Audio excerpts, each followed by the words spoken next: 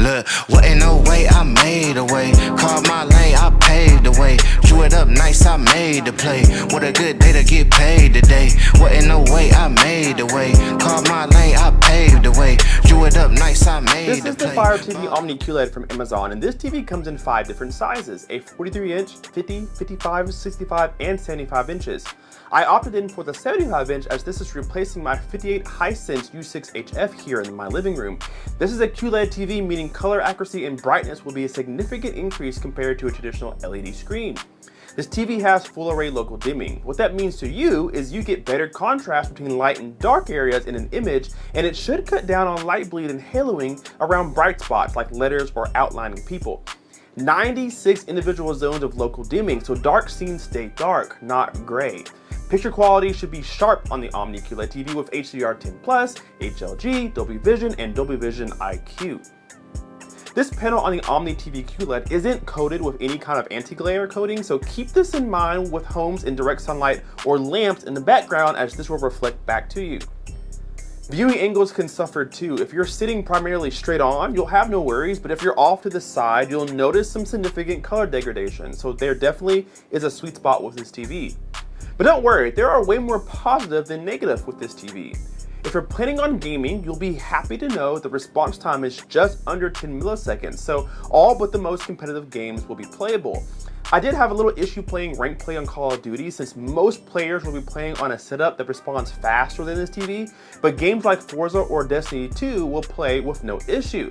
It doesn't support 4K 120, but it does support Dolby Vision. If you drop your resolution from 4K to 1080p on Xbox, you can select a 120Hz refresh rate, although this panel only displays 60.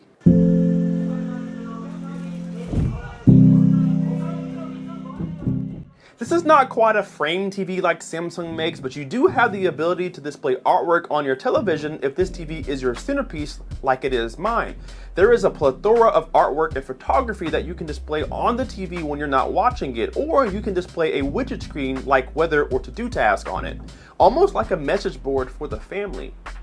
Obviously, AI has quickly taken over our world, and it's in this TV too. You can ask your TV to make you an artwork, AI artwork of your choice, like, show me an artwork of a dog eating chips.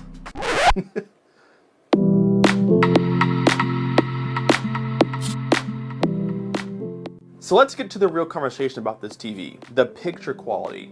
This is considered a budget TV. You can't really spend less than this on a QLED TV other than maybe the Hisense QD6, but doesn't have quantum dot technology like this Omni does.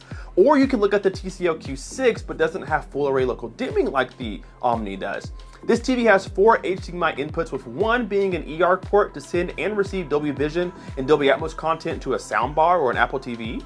Although there isn't any anti-glare, you do have adaptive brightness to brighten or dim the screen depending on the ambient lighting, but I don't recommend leaving this on as it makes watching content inconsistent. You'll be happy to know this TV looks beautiful right out of the box without calibration, so you don't need to do much. However, I found that the movie mode is the most true to life picture profile. I've stared at a lot of TVs and projectors, so incorrect skin tones and overly saturated colors bother me quite easily. This TV has impressive blacks. Even in a completely dark room, you have minimal halo effects around words and objects when one part of the screen is bright against a primarily dark background. I did notice, however, some judder in scenes where things pan across the screen, but for the price, I can't complain. There are a lot of picture settings to control the picture quality, like smart HDR and banding smoothing, but most of these things are better left off. I really and truly am impressed with the picture quality, especially after calibration.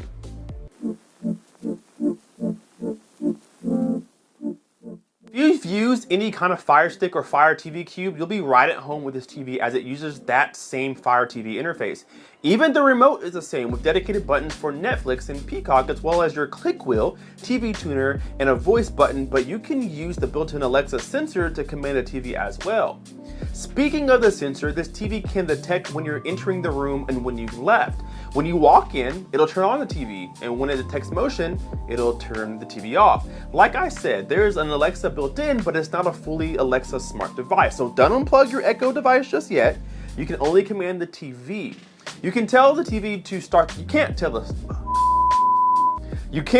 TV to start the microwave.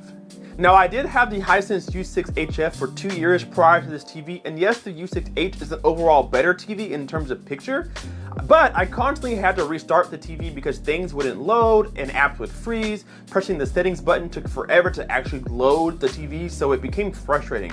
That's why I opted for the Amazon Omni instead. I reviewed the 65-inch model a few years back and I liked it, and I don't play video games in the living room, so I'm not paying for anything I'm not going to use.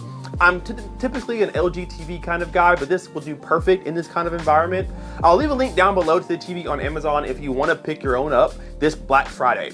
Hit the like button and subscribe if you are not already, and we'll see you in the next video. KPSky out. Peace.